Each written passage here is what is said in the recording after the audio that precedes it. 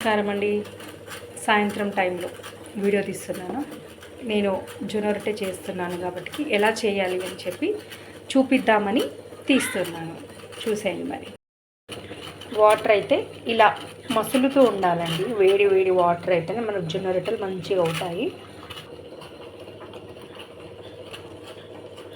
నేను ఈ గిన్నెతో ఒక కప్పు తీసేసుకున్నాను జొన్న రొట్టె. దీంట్లో నాకు ఒక 3 అవుతాయండి, చాలు. తీసేసుకున్నాను. ఇందులో అయితే ఈ వేడి నీళ్ళు ఇందులో కలిపేసేయాలి. వాటర్ కూడా చూసుకోవాలండి, మరీ ఎక్కువ కాకూడదు, మరీ తక్కువ కాకూడదు.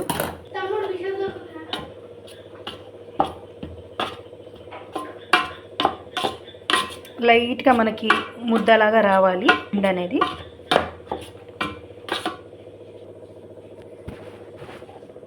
పిండి అనేది ఇలా ముద్ద రావాలండి. పిండి పట్టేసుకుంటే వేడి వేడిగా ఉంది.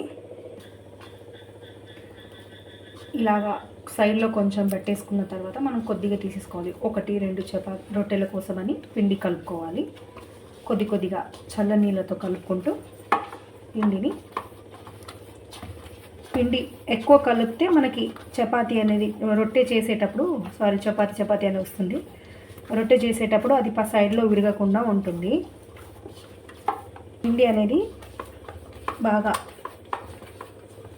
కలపాలండి. నేనైతే ఇలా కలిపేసుకుంటాను. సాఫ్ట్గా అయిపోయిందిగా. నేను ఈ సైజులో తీసేసుకున్నాను. ఇప్పుడు రొట్టెస్ చేస్తాను.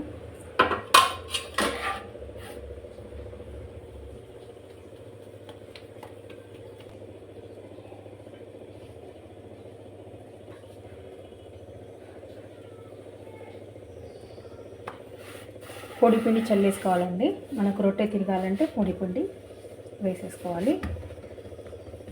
ఇది అలవాటు అండి నాకు, పక్కన చేయి పెట్టి రొట్టె చేయడం అనేది. పొడి పిండి లేకపోతే ఇది కదలదు. పొడి పిండి మాత్రం చల్లుకుంటూ చేయాలి. మనకు ఈ పెంక అనేది వేడిగా ఉండాలండి. వేడిగా అవుతే రొట్టె మంచి కాలుతుంది. చూసేసుకుందాం ఒకసారి. మరీ అంత వేడిగా అవ్వలేదు, వాటర్ అక్కడే ఆగిపోయాయి.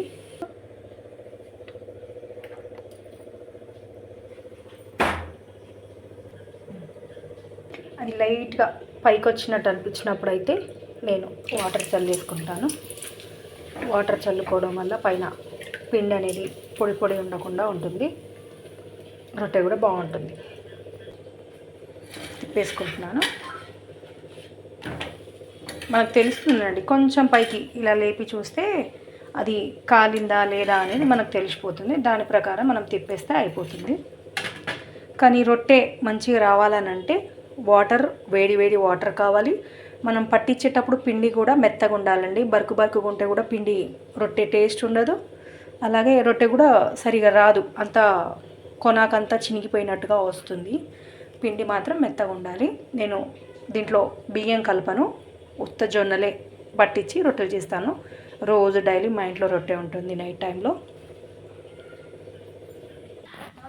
ఇటు రొట్టె కూడా మనకు తయారైపోతుంది.